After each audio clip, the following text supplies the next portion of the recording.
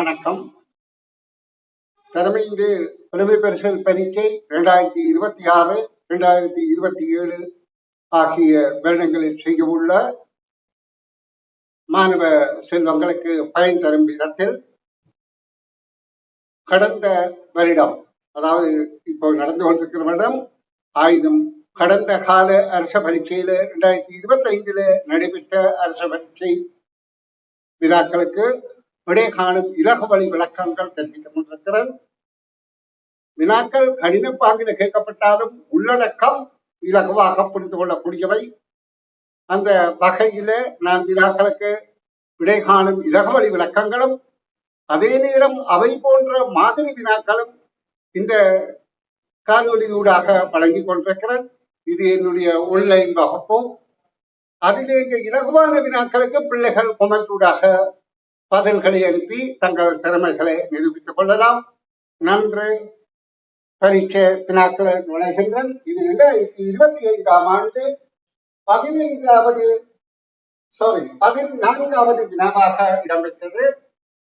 அந்த வினாவை வாசிக்கிற பாருங்கோ. 15 பிள்ளைகளுக்கு இடையில் வடக்கு கிழக்கு திசைகளில் குறைந்தபட்சம் ஒரு பிள்ளையேனும் நிற்கும் விதத்தில் எத்தனை பிள்ளைகள் உள்ளன? இதான் கேள்வி. அதாவது கேள்வியில்தான் அங்க சில சொற்களை கூடுதலாக பயன்படுத்தப்பட்டிருக்கும். அப்ப இந்த சொற்களை புரிந்து பிள்ளை கேள்வி விளக்கி கொண்டால் சரி.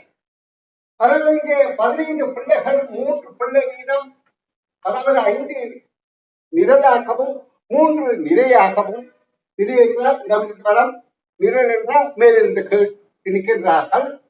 இதில் என்ன சொல்லப்படுகின்றது? வடக்கு கிழக்கு திசையிலே ஒரு பிள்ளையாவது நிற்கக்கூடிய ஒரு பிள்ளையேனும், ஒரு பிள்ளைக்கு மேலே நிற்கலாம், ஒரு பிள்ளையேனும் நிற்கக்கூடிய எத்தனை பிள்ளைகள் நிற்கிறார்கள் என்று கேட்கப்படுது. இவர்கள் உங்களுக்கு விளக்கம் தர கவனிங்கோ.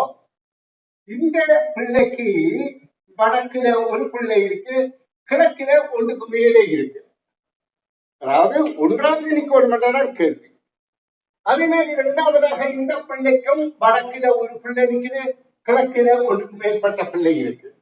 3வது இந்த பிள்ளைக்கும் அதே நிலைப்பாடு தான். வடக்கில ஒரு பிள்ளை, கிழக்கில ஒன்றுக்கு மேற்பட்டது. அடுத்த 4வது இந்த பிள்ளைக்கும் வடக்கில ஒரு பிள்ளை, கிழக்கில ஒரு பிள்ளை. மற்ற பிள்ளைக்கு பொருந்தாது. வடக்கில இருந்து கிழக்கில இல்லை. அப்ப இதே மாதிரி இந்த 5வது இந்த பிள்ளைக்கும் வடக்கில 2 பேருக்கும் ஒரு ஆளாவது நிற்கிறேன், கிழக்கில 3 மேற்பட்டவர்கள் இருக்கிறார்கள். இந்த 6வது பிள்ளைக்கும் வடக்கில ஒரு பிள்ளை, 1 மேற்பட்டவர்கள், கிழக்கில 1 மேற்பட்டவர்கள்.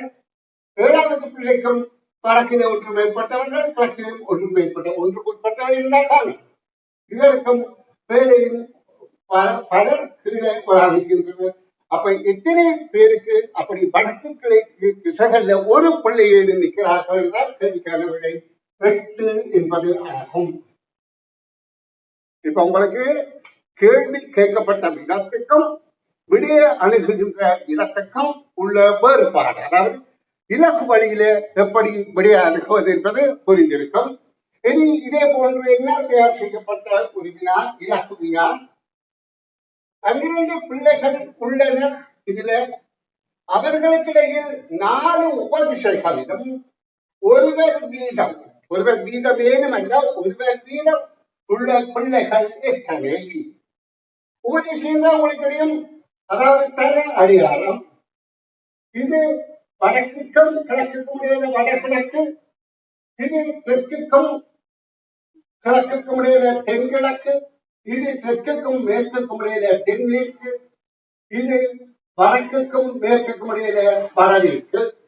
அப்படி இல்லாவிட்டால் தமிழ்ல இத ஈசான மூலை, அக்கினி மூலை, நிதி மூலை, வாயு மூலை என தெரிந்திருக்க வேண்டும். அதாவது வடக்கே தெற்கை ஆதாரமாக வைத்தும் உபதிசைகளை சொல்லலாம். இந்த தமிழை ஈசான மூலை, அக்கினி மூலை, நிதி மூலை, வாயு மூலை என்றும் சொல்லலாம். இந்த திசைகள்ல ஒவ்வொரு பிள்ளைகள் இந்த பக்கம் ஒரு ஆள், இந்த பக்கம் ஒரு ஆள், இந்த பக்கம் ஒரு ஆள், இந்த பக்கம் ஒரு ஆளாக எத்தனை பேருக்கு நிற்கிற மட்டும் பார்க்கலாம். இப்ப இந்த பிள்ளையை நாங்கள் எடுத்துக்கொண்டால் இந்த பிள்ளைக்கு 4 உபதிசையிலே ஒவ்வொருவர் நிற்கின்றனர்.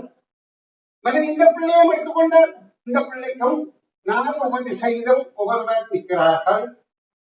அப்ப இந்த 2 பேருக்கு மாத்திரம்தான் நிற்கிறார்கள். கேள்விக்காரர்கள் சாரி, நான் இது உங்களுக்கு தர வேண்டிய வினா சார், நான் விட சொல்லவில்லை. இது உங்களுக்கான வினாவாகும். திரும்ப வினா விளக்கத்தை சொல்றேன் கேளுங்கோ. வினா விடையை நான் சொல்லதான் என்னுடைய பிரச்சனை. 12 பிள்ளைகள் உள்ளனர். அவர்களுடைய 4 உபதிசைகளிலும் ஒருவர் மீத பிள்ளைகளுக்கு எத்தனை என்பதை கண்டுபிடிங்க. 12 பேர்லையும் 3 நிறை 4 நிறை உபதிசைகள் 4 உபதிசையிலே ஒவ்வொரு பிள்ளைகள் இருக்கக்கூடிய இருக்கிறார்கள் என தெரிவு செய்து விடைய வழங்குங்கள். நன்று. அடுத்த காணொளியில்